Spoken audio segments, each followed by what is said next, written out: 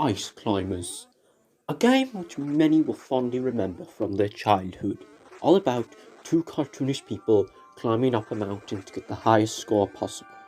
But what if I was to tell you that not everything is as it seems in this game, that there's a darker undertone to it?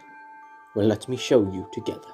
I'm Silver Armadillo, and I believe that Ice Climbers is a game all about the struggles of achieving your goals. But first of all, I feel like we should get a little bit of a backstory on Ice Climbers. Ice Climbers was a game made by Nintendo, released for the NES in 1985. And that's it. That is all of the background information you're going to need to understand this. The first piece of evidence, and the most obvious piece of evidence, that Ice Climbers is all about trying to achieve your own goals is the fact that you are climbing up a mountain, a thing which is used to represent the journey to achieving your own goals.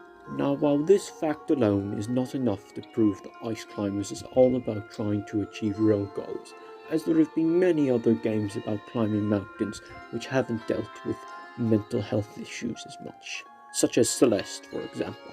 But what better way is there to reflect the true theming of a game than through character design, as they will be the very forefront and center of the game throughout the entire player's playthrough. So, this is the Ice Climbers character design. Now, there is four main traits which characterize this game's overall theming in these characters, and a fifth one which is a bit harder to find. First of all, a big, thick, woolly coat to keep out all of the sheer cold comments that people will be saying about how what they're doing isn't worth it and it's just stupid, you're never going to make it. Next up is their overly happy faces. These faces look kind of unrealistic, which this is to show that they are pretending to be happy and successful on their outward appearance, but inside they're hiding a much deeper, darker fear of how unsuccessful they really are.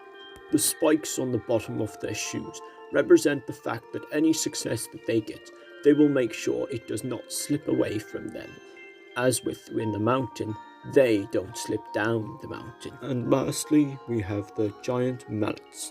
The mallet is a tool which takes a lot of effort to be able to use it, and making theirs this size just shows how much effort they really are putting into achieving their goals.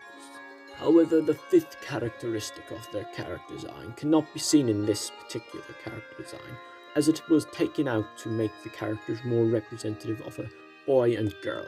Instead, we have to look back to the box art, and on the box art, the Ice Climber has a red design, red being a colour associated with fire, showing that they have a fiery passion for what they're doing, and it is a driving force forcing them to do it. Character design is all well and good in that, but now we need to move on to the actual mountain itself.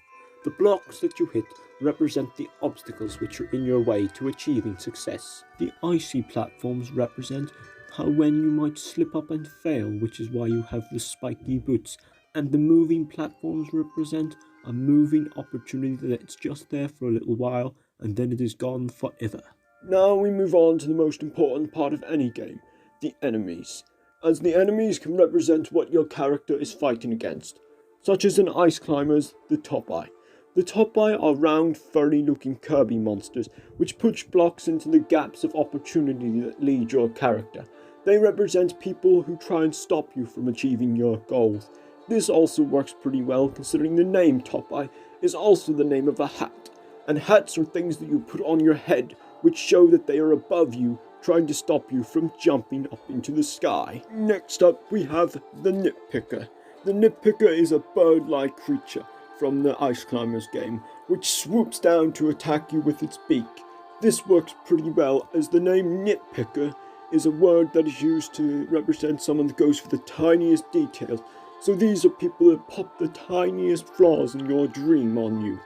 Last up is the third and final enemy, the polar bear. The polar bear looks like a relaxed creature, wearing sunglasses and bathing shorts. They don't even do any damage to you, all they do is push you down a bit. This represents the people who just tell you, take it calm, chill down, relax, life isn't worth wasting all this time as you only get it once. But then you bash them with a hammer because you feel that they are just trying to inhibit your success instead of actually trying to help you out. At the end of every stage in Ice Climbers, there is a bonus stage. This bonus stage is the only part of each level where there is a timer, representing the fact that you do not have much time left in your life to achieve your goals of success. And on this bonus stage, sprinkled throughout, are fruits. These represent the fruits of your labor, which are coming back to help you in your retirement. But it is not good enough for you, as you have your eyes set on the final goal. And what happens to be the final goal in Ice Climbers?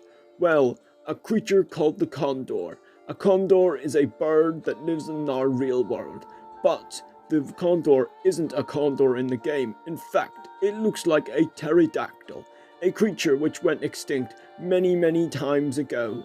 This shows that your character is just chasing after something which they will never be able to achieve, even if it seems so. So they give it a name to make it seem more likely that they will get it.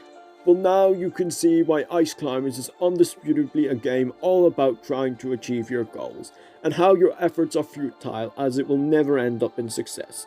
I have to commemorate Nintendo for even back in 1995, when video games weren't a worldwide medium, for them tackling hard and truth-telling subjects like this.